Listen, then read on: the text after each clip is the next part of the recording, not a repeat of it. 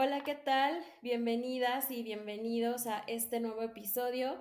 Hoy tenemos una plática súper interesante que creo que puede ser nueva para muchos desde el punto de vista en que estamos acostumbrados a ver series históricas y decir, wow, así se vestían en esa época y hoy vamos a ver que no necesariamente es así y para hablar de esto tenemos a Diana Fernández, que se conecta desde España. Y la verdad es que hoy sí nuestra invitada es una crack en este tema y creo que todo lo que nos va a decir va a cambiar por completo la forma en que nosotros leemos el vestuario cuando veamos alguna serie, alguna película. Así que muchas gracias, Diana, por aceptar la invitación, por estar aquí y por compartirnos todo lo que tienes para compartir a lo largo de toda tu trayectoria. Muchas gracias y bienvenida. I think people need clothes. It can help people instead of looking like a clone or a cipher. Bienvenida y bienvenido a la tercera temporada de Historia y Moda, el podcast donde analizamos la historia a través de la influencia cultural, económica, política y social de la moda. Diseñadores, capitalismo, guerras, tejidos, identidad, decolorización. ¿Cómo se relaciona todo esto con el mundo que habitamos? ¿Y qué tiene que ver contigo? Te lo contamos aquí. Empecemos. We don't need all these horrible old people who've been running the world. You have to go faster than the system. Gracias a ti, tocaya, Diana. Somos dos Dianas conectadas ahora mismo. Gracias por la invitación. A mí todo lo que tenga que ver, poner en valor el vestuario, tanto en su enfoque histórico como su traslación a la escena, ya sea escena teatral o la escena fílmica, es un gusto dar mis opiniones, lo que conozco, mis experiencias. Realmente por eso agradezco y por eso me gusta colaborar con cualquier iniciativa y te felicito por la tuya también. Tienes una serie de intervenciones interesantes Gracias. en tu canal. Bueno, pues no sé cómo se dice realmente. Y eso, bueno, pues por eso accedí a que conversemos hoy sobre los temas que tú te interesen y me vas preguntando y vamos hablando hasta que, sin aburrir, hasta que se vayan aclarando cosas, por lo menos desde mi punto de vista. Claro, y antes de entrar en el tema, me gustaría que nos contaras un poquito quién eres para no leer yo nada más un texto, sino que tú nos cuentes un poquito de tu trayectoria, de dónde empezaste, qué haces actualmente. Bueno, yo ya estoy jubilada, pero no retirada. Es decir, estoy jubilada porque ya tengo la edad para ello y me merezco estar un poco más tranquila, pero sigo trabajando de profesora en algunas instituciones. Yo me formé como diseñadora escénica en Cuba. Yo soy cubana, aunque llevo en España ya más de 30 años, pero mi formación, y aunque nací en Nueva York por otras historias, bueno, por historias familiares, pero mi formación fue en Cuba, tanto personal como profesional. Estudié, como te decía, diseño escénico, empecé a trabajar en el teatro, después me especialicé más en cine, sin dejar nunca de ser profesora. Es decir, desde que me gradué, los profesores indicaron que, o pensaron que tenía condiciones para la docencia y me ubicaron como profesora en la misma escuela que estudié y después fui ampliando todo mi perfil docente en otras muchas centros de enseñanza de Cuba, dando clases a futuros actores, a futuros diseñadores, bailarines, hasta futuros intérpretes de circo. Es decir, que yo le he dado clases a un perfil muy amplio, donde quiera que se necesitaba conocer algo sobre vestimenta, ya sea desde el punto de vista histórico o como su adaptación a la escena, pues me invitaban a ser docente y así trabajaba en ello alternando con mi trabajo como diseñadora de vestuario. Aunque yo estudié para ser diseñadora de escenografía, de vestuario y de iluminación, es decir, los tres aspectos de la visualidad en el mundo teatral, con el tiempo, muy rápido, realmente no tanto tiempo, me di cuenta que lo que yo tenía más habilidad y me gustaba más era el vestuario. Y así, pues, me fui perfilando como especialista en diseño de vestuario en la rama escénica y también como docente e investigadora en la parte, digamos, más teórica, ¿no? De ambos campos, ¿no? Tanto la historia del vestuario, del traje y la moda y sobre todo también el vestuario en la escena. Así he escrito, bueno, he participado en congresos, en eventos teóricos, he escrito artículos, he escrito algún texto y ese es más o menos en resumen el perfil hasta llegar al día de hoy, que me mantengo, como te decía, impartiendo clases en algunos centros docentes de aquí de Madrid, entre ellos en la Escuela de Cine, de la Escuela Cinematográfica Audiovisuales de la Comunidad de Madrid, también en algunos máster de la Carlos III con Condé Nast, máster Vogue, impartiendo estas dos vertientes de mi formación o de mi especialidad, que es la historia de la indumentaria y a la par el vestuario escénico. Ese es el resumen. Wow, pues sí, de verdad, una increíble trayectoria, que seguramente, bueno, ahorita vamos a ver como todo lo que nos puedes contar a raíz de toda esta experiencia.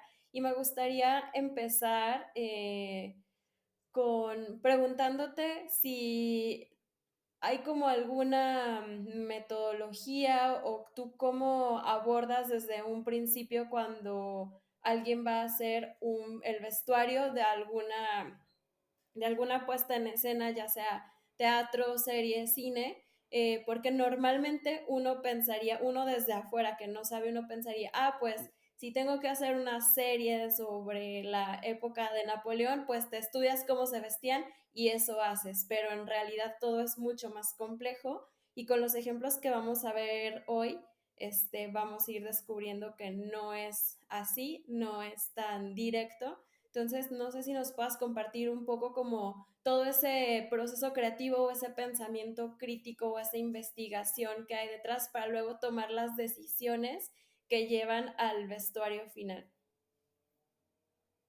A ver, Diana, en el campo de la creación, tú lo sabrás, no existe un manual, no existe una única metodología. Yo creo que cada creador en las distintas ramas que se desarrollen tiene sus distintos métodos que en algunos casos coinciden. Yo a veces hablo con colegas y me dicen, sí, pero yo hago esto parecido, pero no igual, o yo empiezo por otro lado, en fin. Y de hecho existe muy poca literatura al respecto.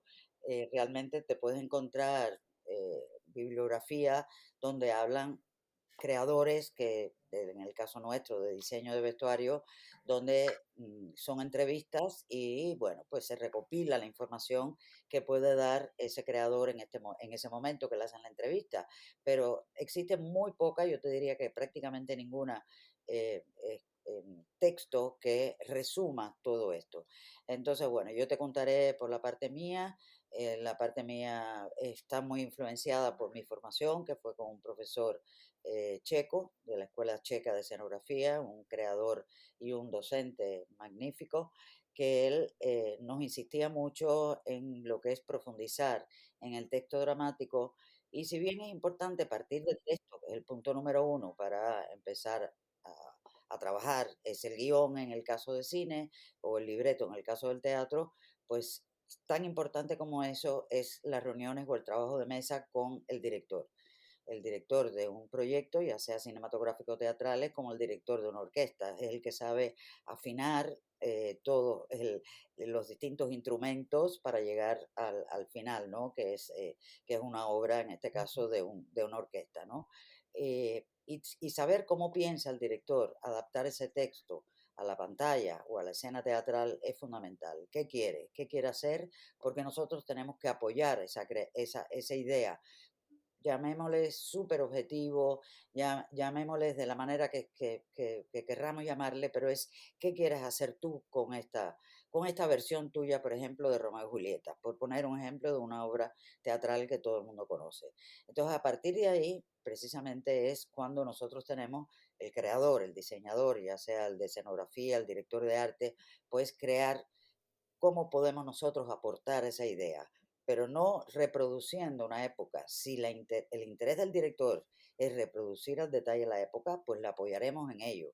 Pero no es una copia literal de ir a los museos, la biblioteca y buscar información del Renacimiento italiano, cómo era para vestir a Romeo, a los Capuletos, a los Montescos, no. Se trata de justamente reinterpretar esa época en función de lo que quiere del superobjetivo que quiere ese director en términos intelectuales, en términos estéticos, con un trabajo en equipo, que es lo fundamental. Es decir, seguir esa línea con las herramientas que uno tiene y con las propuestas personales que uno hace, porque hay directores que son más... entran más en detalles del vestuario, hay otros directores que te dan más libertad y que tú hagas las propuestas, entonces todo eso depende, es un trabajo interesante y es el punto de partida para cualquier proyecto que uno vaya a hacer de diseño de vestuario. Por supuesto que a la par, pues investigar, llenarte visualmente tu mente de toda la época y empezar a hacer tu propuesta convencida tú de lo que vas a proponer va a apoyar a esa idea general o superobjetivo que tiene el director, ¿no? Entonces a mí me gusta buscar la información, almacenarla, tenerla a mano y de esa información, una vez definido mi concepto de vestuario, que es importante también que tú tengas tu concepto, pues entonces proponer, hay herramientas para ello, a través de mood board, a través de composiciones o propuestas o apuntes al equipo creativo y una vez que está aprobado por el equipo creativo, le hace director, escenógrafo en el caso del cine, bueno, el director de arte, que es como nuestro jefe, digamos, o el production designer o diseñador de producción, pues ya ir perfilando en ese momento los personajes y la imagen de los personajes, pero nunca antes, no empezar por lo particular, empezar por lo general y después ir a los detalles. Es absurdo empezar a pensar en un sombrero si todavía tú no sabes cómo va a ser la carta de color, porque en esos mood boards pues tienes que proponer cuál va a ser tu carta cromática, cuál va a ser la carta de líneas, de texturas en general, cómo va, si van a haber grupos, si esos grupos están enfrentados, cómo vas a tratar un grupo y vas a tratar a otro, y después los personajes van a estar insertados en esos grupos, según el carácter de los personajes y lo que te va dando ese libreto o ese texto y esa idea del director. No sé si me expresé, no sé si lo entendiste, más o menos el proceso, siempre de lo general partiendo. Texto dramático, texto representacional, porque una cosa es el texto dramático, otra cosa es el texto de la representación, y a partir de ahí, de lo general, ir yendo a lo particular. ¿Sí? ¿Se entendió? Claro, sí, no, me Bien. encanta. Sí, se entendió perfecto, pero creo que nos va a ayudar mucho también empezarlo a ilustrar con ejemplos de series. Estuve leyendo lo que escribiste sobre Bridgerton, por ejemplo, y me llamó mucho la atención que desde el principio dices, la intención del vestuario de esta serie fue tal y fue como que el mismo vestuario fuera tan ficción como lo es la historia. Entonces, desde ahí nos podemos dar como una lectura completamente diferente de ese vestuario. ¿Nos puedes contar un poquito más sobre eso? Sí, es una de los aspectos que yo incido mucho cuando doy conferencias o doy clases, que el vestuario no es una copia de la realidad, nunca lo será el vestuario escénico. Es cierto que en el cine tienes que cuidar un poco más lo verosímil, porque el cine es un arte escénico de masas, tiene que implicar al espectador y no puedes distanciar al espectador con algo que el espectador no reconozca o lo encuentre un poco raro. Y ahí yo no sé si en uno de los dos, porque he hecho varios posts sobre el Bridgerton, no sé si en uno de ellos empecé diciendo que yo estuve a punto de dejar de ver la serie cuando vi los primeros fotogramas, porque el vestuario me Sí. lució tan raro, tan alejado de la época, bueno, no tan alejado, sino bastante manipulado de la época, pero inmediatamente, casi a los pocos segundos, yo diría, me di cuenta de que había una intencionalidad en manipular la historia a través de la ropa, porque es que la serie es intencionalmente manipulable en muchos aspectos, en los aspectos del lenguaje. no hablan como hablarían los personajes reales del principio del siglo XIX, no se mueven igual, es decir, hay una intención clara de no ser una reproducción de las primeras décadas, de lo que sucedió en las primeras décadas del siglo XIX. Y esto el vestuario lo apoya.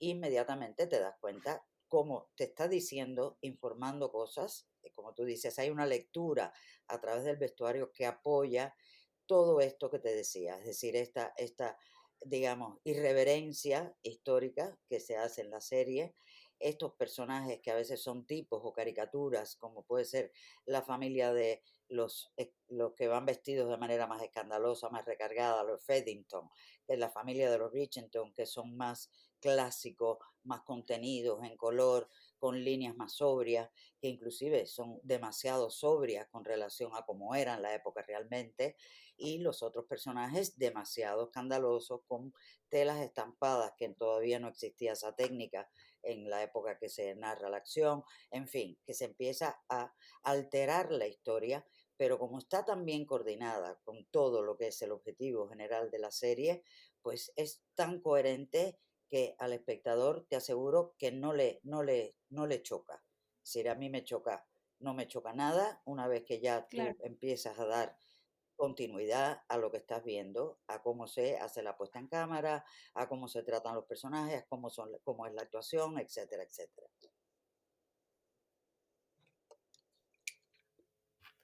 Sí, genial. Y justo creo que esto ya nos hace, como dices, no solo entrar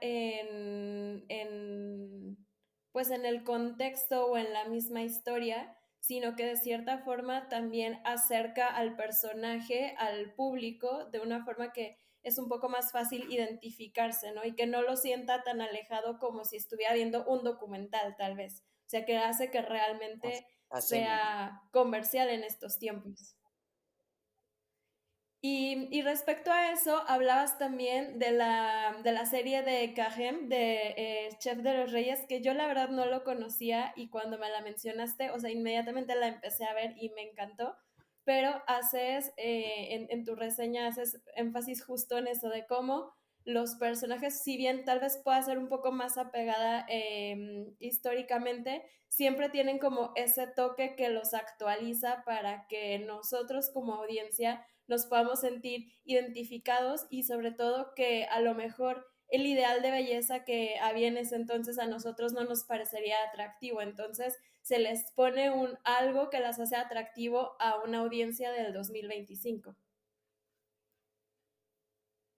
Así mismo, como mismo has dicho, así, y hay una tendencia muy recurrente actualmente en las series, yo diría, más que en los largometrajes, pero sobre todo en las series, porque es un producto más masivo, es un producto para verlo en el sofá de tu casa, tiene que engancharte de manera más rápida. Por lo tanto, yo creo que se enfatiza mucho esta tendencia en los últimos años de actualizar. Actualizar, actualizar, actualizar. Esto pasó mucho, Diana, como tú sabrás, pues si conoces algo del cine, de la etapa dorada del cine de Hollywood, que durante muchos años, cuando el cine ya se consolida, sobre todo en Estados Unidos, con esa producción, esa promoción de sueños que fue el cine de Hollywood, pues justamente los diseñadores tenían que hacer lucir como estrellas del firmamento a esas grandes divas.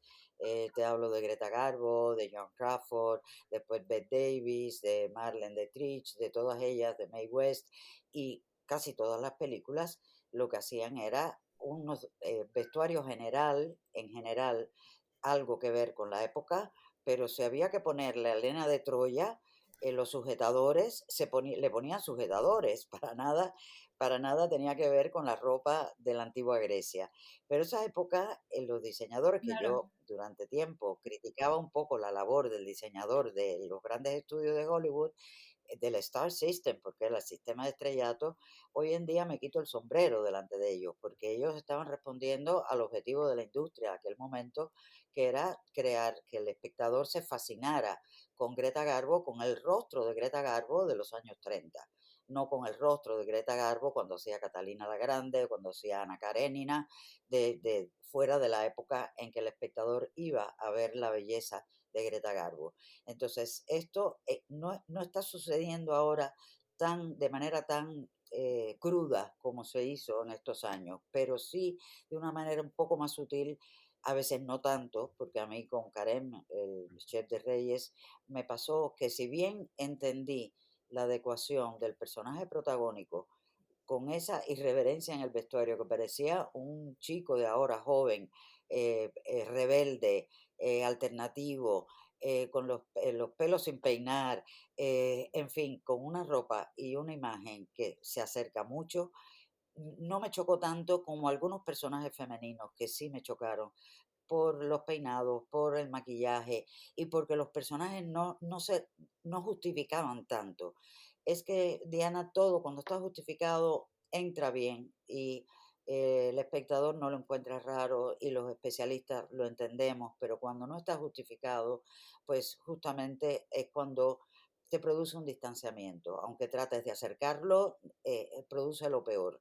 Si yo tengo amigos que no tienen nada que ver con el mundo del vestuario, ni del vestuario escénico, ni la historia de la indumentaria, que me dicen, yo vi muy raro, muy rara a las mujeres, a los personajes femeninos de Karem, Chef de Reyes. Y yo le dije, pues mira, ahí hay un espectador medio que se dio cuenta de que había mucha manipulación gratuita en el vestuario de alguno de los personajes femeninos.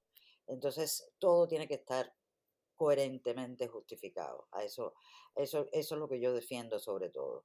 Yo no critico para nada que se manipule la época, justamente digo todo lo contrario, que el diseñador de vestuario tiene que tener esa capacidad porque si no seríamos arqueólogos, si no iríamos a los museos, a los libros, a ver cómo era la ropa y la trasladamos mecánicamente al personaje. No se trata de eso. La parte creativa, pero la parte creativa tiene que ser con concepto dramático, del carácter dramático del personaje y que se enganche bien, que engrane bien con el concepto general de la puesta, en este caso de la puesta en cámara. ¿Se entendió? Sí, perfectamente. Y también estaba pensando cómo me parece súper interesante porque yo habría pensado que un diseñador de vestuario pues no tenía esa libertad creativa, ¿no? Que tenía que apegarse y me parece súper interesante, la verdad, como hasta muy revelador, como todas esas posibilidades que hay también dentro de ese campo. Y me gusta mucho pensar cómo el vestuario tiene que ir acompañando la historia en cuanto a, o sea, por ejemplo, en la serie de La Edad Dorada, que a mí me encanta y que yo la veo porque digo, visualmente me parece hermosa. Y es muy interesante cómo la serie, no quiero como spoilearla para quienes no la han visto, pero cómo va contando los cambios de la época, los retos a los que se van enfrentando y cómo todo eso está acompañado por el mismo vestuario del personaje, que uno es de una clase y otro de otra, y eso lo ves en detalles tan sutiles, ¿no? Sí, la Edad Dorada es un ejemplo del tratamiento este creativo que tiene el diseñador de vestuario. Si te revelé algo, bueno, pues yo me alegro para que se entienda por qué existimos los diseñadores de vestuario escénico, porque si no tuviéramos esa libertad para crear, pues nuestra profesión no existiría, porque buscarían a un sastre o un taller para que reprodujera la ropa sin tener el intermedio del creador, que en este caso es el diseñador de vestuario, para hacer estas propuestas, ¿no? La Edad Dorada, a mí me chocó al principio, lo puse así en post en la primera temporada, cómo se exageró demasiado la diferencia entre, es Helen Russell, creo que se llama, la, el personaje los nuevos ricos, a través de una ropa excesivamente rozaba lo ridículo, porque era demasiado, era exageradamente, yo diría que casi de mal gusto por lo chocante que era. Todo era grande, los estampados grandes, los adornos excesivos, los tocados gigantescos. Y eso me Muy pareció colorida. que tenía que estar, pero quizás un poquito más contenido para chocar con, digamos, la relativa sobriedad, porque no se puede hablar de sobriedad en el vestir femenino de la moda de finales de siglo, porque no es sobrio, no es sobrio nada, empezando por la silueta que tiene el polizón, que le deforma la silueta a la mujer, bueno, sabemos todos los cuerpos ajustados con los corsés, en fin, pero dentro de eso, en la familia, que no me acuerdo el apellido de la familia, bueno, los personajes que llevan las hermanas son un poco más discretas, más contenidas. Dentro de esto, la sobrina, que es más independiente, tenía ropa con detalles inclusive masculinos, en fin, se diferenciaba también la burguesía mestiza, la burguesía de color negro, los negros, que también se vestían de una manera diferente, y esta exageración en los nuevos ricos, en Helen sobre todo, se fue conteniendo en la segunda temporada, se contuvo un poco porque yo creo o quiero entender que la diseñadora, de acuerdo con el director, pensó, ya ella triunfó, es aceptada por la sociedad, que al principio la rechazaba, y como al principio ella tuvo que luchar para que fuera aceptada en esa sociedad conservadora, pues llamaba la atención, se vestía con lo más llamativo posible, y ya una vez aceptada, pues ahora está pues más sobria. Y esto quiero pensar, es la lectura que yo le di, ¿no? A esta manera, este cambio en el personaje femenino Russell, de la señora Russell en la segunda temporada. Y así, todo esto que se puede decir a través de la ropa, la evolución de los personajes, como estamos hablando, es lo que de alguna manera tiene que saber afrontar el diseñador con propuestas que propicien esa lectura, que el espectador no se da cuenta a la primera, pero sí se da cuenta al final, porque si de alguna manera sigue una serie, cuando una serie es exitosa, y como te digo, exitosa a nivel de público, pues desde luego que es porque está bien todo el trabajo de equipo y entre ellos el trabajo del diseñador de vestuario. Genial, creo que me parece muy interesante porque yo antes de esta grabación había pensado, pues hagamos una lista de series de donde puedes aprender tal cual de historia de la moda y otra lista de las que no, pero con lo que me estás diciendo siento que realmente de todas podemos aprender no necesariamente por leer literalmente el vestuario, sino ver cómo estos van acompañando estos cambios de la época, eres nueva en la sociedad y ya estás insertada en la sociedad, entonces es muy interesante y es también como pues cambiar el no leerlo literalmente, sino realmente leerlo a través de un contexto mucho más amplio en el que el vestuario no se lee por una parte y la historia por otra, sino que realmente está todo tan mezclado que no debería poder separarse.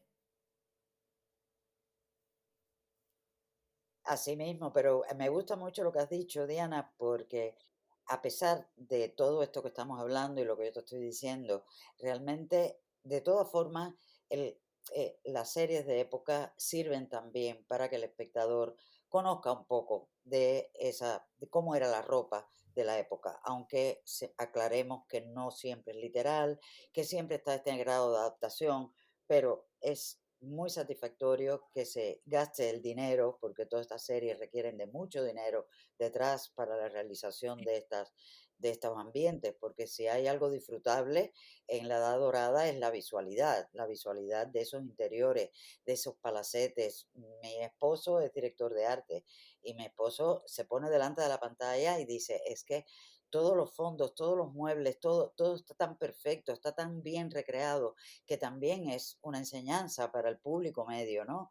Que sepa un poco todo lo que se movía alrededor, en este caso de las altas clases, pero también para cuando no se retrata lo bonito de las épocas antiguas, también cuando se retrata pues una cocina en Carême, Chef de Reyes, cuando se retrata la vida humilde de los humildes en distintas series que también se trata, cuando retrata la Edad Media en series o en películas en que se ve en las condiciones que se vivía en las zonas rurales, en la Edad Media, en fin, no solamente lo bonito, lo ostentoso, sino también lo menos ostentoso, lo más humilde, lo más o rural, si es del campo, etcétera, etcétera. Es decir, es un gusto para mí siempre ver esas reconstrucciones cuando están bien hechas, independientemente de que yo le dé la otra lectura y que alertemos a quienes nos están oyendo de que no siempre es lo literal, literal, literal, que siempre hay alguna manipulación y eso tenemos que estar alertas de que es así. Y esas es porque el cine es un medio masivo, la serie es más masiva todavía y tienen que seguir unas líneas de lo que pauta, en este caso, el director o los directores de la serie, o los showrunners, como le llamen el planteamiento, ¿no? Claro. Me gustaría saber tu opinión sobre, ahora pasándonos un poquito al cine, tu opinión sobre la película La Última de Napoleón con Joaquín Phoenix, porque esa pues cuenta tal, bueno, no sé qué tan apegada a la historia, seguramente tiene sus elementos de ficción, pero en cuanto al vestuario, ¿qué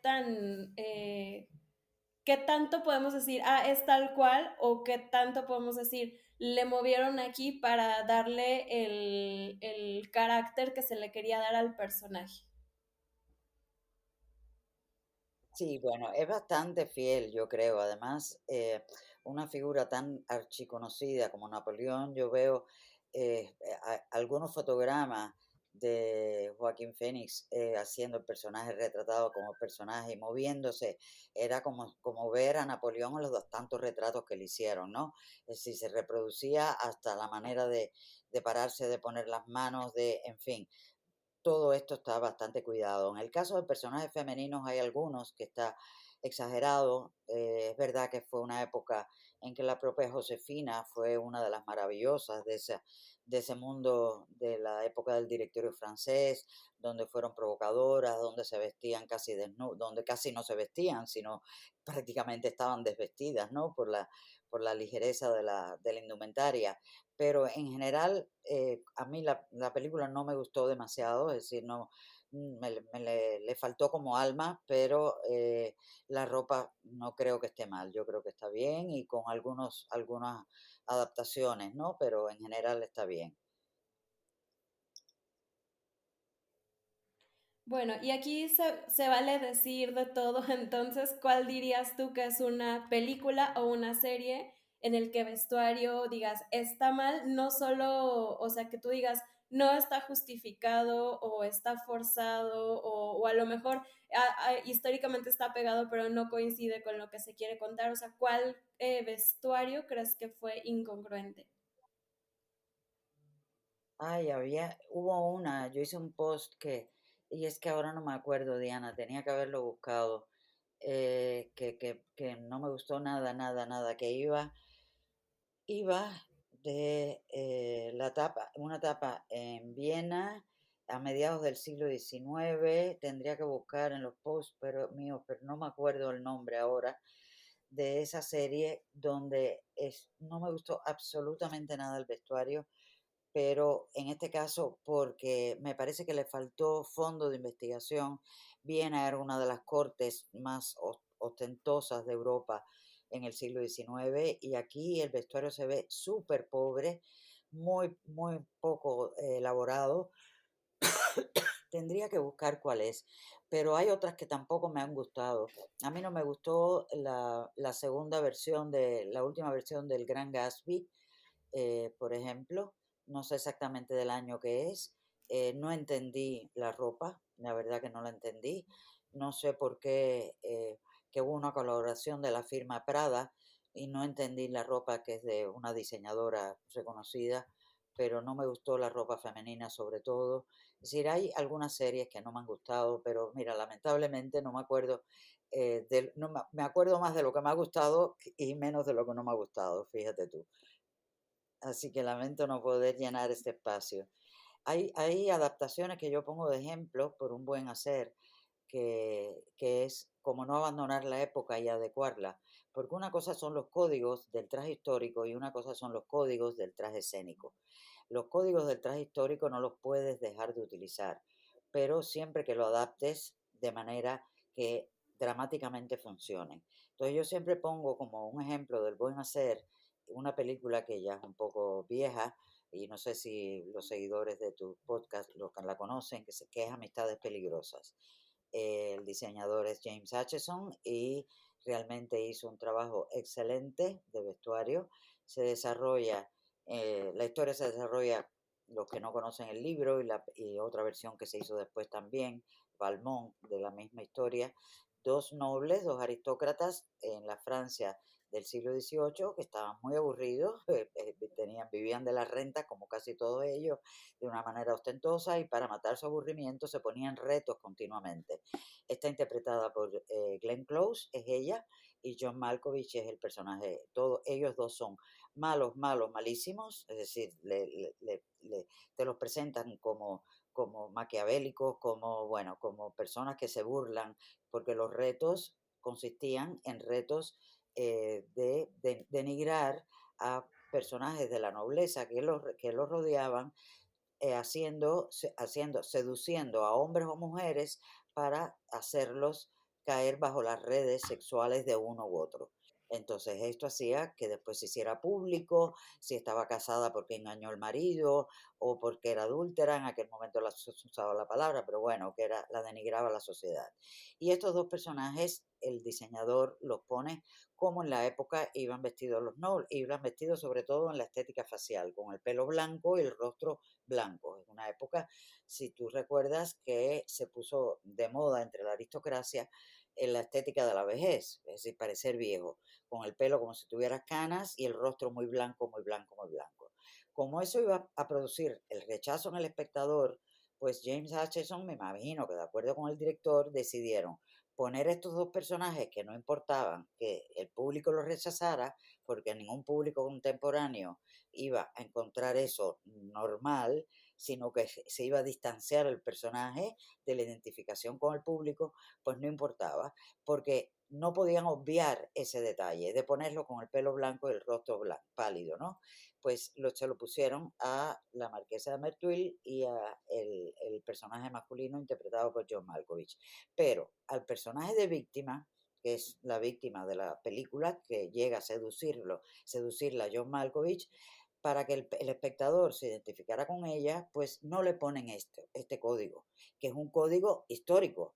Entonces, ¿qué hace? Si definimos conceptualmente qué hizo James Acheson y qué hizo, pues recodificar el código histórico, y lo recodificó con un fin dramático. A la mala malísima le mantuvo el código histórico porque no importaba que el espectador la rechazara.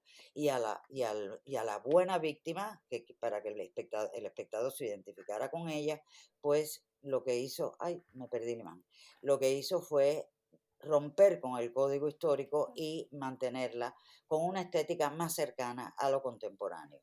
Entonces, es un ejemplo de cómo utilizar la historia en función de la narración dramática.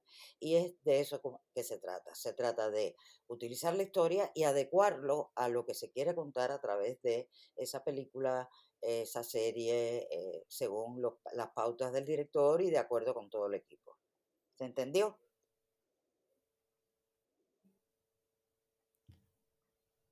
Sí, perfecto. Me encanta, muchísimas gracias. La verdad es que según vamos hablando se me van ocurriendo más películas y más series y podríamos estar aquí 6 horas o más. Pero creo que básicamente, o sea, pues lo que nos has contado nos puede dar ya como otras ideas y a lo mejor podamos volver a ver esas películas y esas series desde con otro punto de vista o con otro mindset, tratando ya ahora sí de analizar a ver Ajá. cómo es esta persona, por qué se viste así y sin tratar de irnos a lo literal. Así que me encanta, no sé si quieras compartirnos algún otro ejemplo. Yo estaba pensando, por ejemplo, en otra película que visualmente me encantó es la de La Bella y la Bestia. Y también estuve Ajá. leyendo que justo, principalmente en el personaje de Bella, pues sí se hacen esas actualizaciones para mostrar como sus tendencias un poco más de buscar una vida independiente, de que ella misma no encaja en el molde del rol de la mujer, no solo en su tiempo, sino en su pueblo. Entonces, ahí también me parece una lectura muy interesante que se podría hacer. Pues sí, no lo he visto, pero seguramente lo que he visto algunas imágenes y seguramente sí, está adecuada, acercada a la estética contemporánea. Es algo que se hace mucho y es inevitable que se haga, precisamente como tú dices, para lograr la identificación al espectador con el personaje. Pues nada, yo encantada, muchas Pues gracias genial. por escucharme y espero que les interese y les sea de interés para tu público. Claro que sí. Yo quería contarles que yo conocí a Diana porque desde hace ya algunos años leo su blog en WordPress y es de verdad como una fuente increíble de aprendizaje sobre historia de la moda. Y tiene pues se mete de profundo a detalles que de verdad, o sea, uno podría no terminar nunca de estudiar historia de la moda con toda la información que yo personalmente he encontrado en el trabajo que tú haces, así que te agradezco mucho por eso. Y con esto quiero invitar a la audiencia a que te conozca. Cuéntanos en dónde te pueden leer y de todas formas en la descripción del episodio yo voy a poner tu página para que te conozcan y se empapen Muy bien. y se hagan parte de tus lectores. Pues efectivamente, como tú dices, ahí yo escribo mis reflexiones sobre trabajos creativos. También hay distintos apartados porque hablo también de nomenclatura del traje y la moda. Hablo también sobre vestuario en el teatro, las tendencias de la plástica escénica en el caso del teatro. En fin, tienen varios apartados con varias secciones y si pones el link para que lo conozcan, pues encantada de tener más lectores en mi página. Muchas gracias por ello. Pues muchísimas gracias a ti. Esperamos que todos hayan conocido un nuevo mundo en este ámbito del vestuario escénico y que realmente pues vayan a ver todas las recomendaciones que Diana nos hizo, las series, las películas que hablamos aquí. Y pues como siempre les digo, espero que esto les haya generado más preguntas que respuestas porque siempre hay muchísimo más que aprender. Muchas gracias, Diana, por habernos compartido todo esto, por el Nada, trabajo que haces y seguramente seguiremos platicando en otra ocasión. muy bien, muchas gracias a ti. Adiós. Gracias a todos, los esperamos la próxima semana con más historias súper interesantes y que nos van a hacer reflexionar muchísimo sobre cómo hemos estado estudiando nuestra historia. Muchas gracias a todos. Chao. But where do they get that experience from to continue? You get it from culture, you put yourself in the shoes of people who lived before you, you get all the ideas come from the past.